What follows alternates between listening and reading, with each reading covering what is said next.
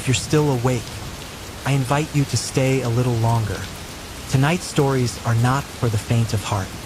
They are stitched together from real memories, dark encounters, and the kind of moments that cling to your soul long after the night fades.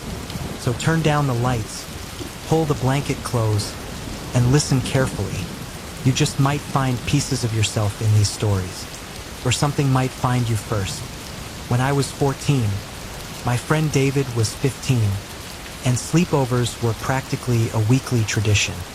His parents were away that night, leaving us free to be as loud and reckless as we wanted, video games blaring, music shaking the walls, and an alarming amount of junk food devoured between fits of laughter. Hours blurred by until the clock struck 4 in the morning. We were starting to settle when David had the idea to walk around the neighborhood to cool off. 10 minutes later, we were back at his place, ready to crash. David's basement had always been a little odd. The house sat on a small hill, making half the basement above ground where we hung out, and the other half sunken, cozy, dim, perfect for sleep. He threw a blanket at me, kicked on a movie, and we both collapsed on opposite couches, the glow of the screen the only witness to our exhaustion. I didn't last long before sleep tugged me under, but something yanked me back. David, crouched at my side, was shaking me, his voice barely above a whisper. "Listen," he said. First, in my half-asleep haze, I heard nothing, but then the unmistakable sound of drawers being rummaged through upstairs. Floorboards creaked under deliberate weight. Someone was up there, fully awake now. Adrenaline pumped through me like wildfire. David's eyes mirrored my fear. Suddenly, 2 sharp coughs upstairs sent a primal jolt through us.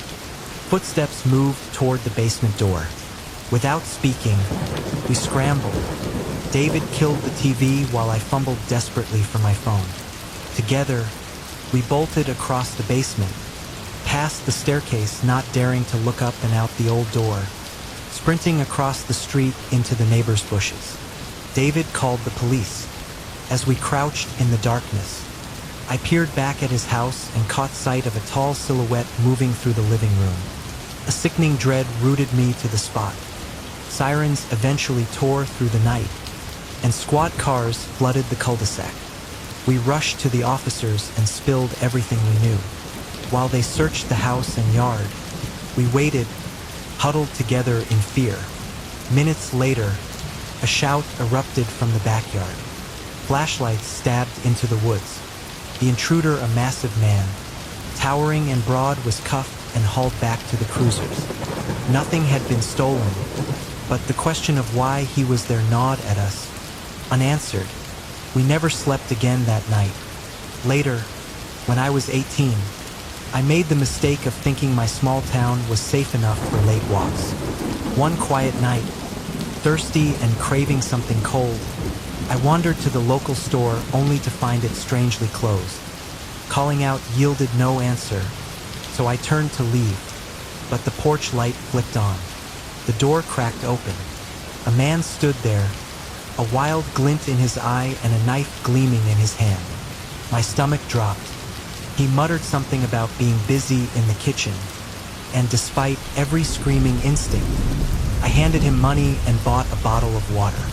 He never put down the knife. I fled into the night, music blasting in my ears to drown out the terror that gnawed at the edges of my sanity.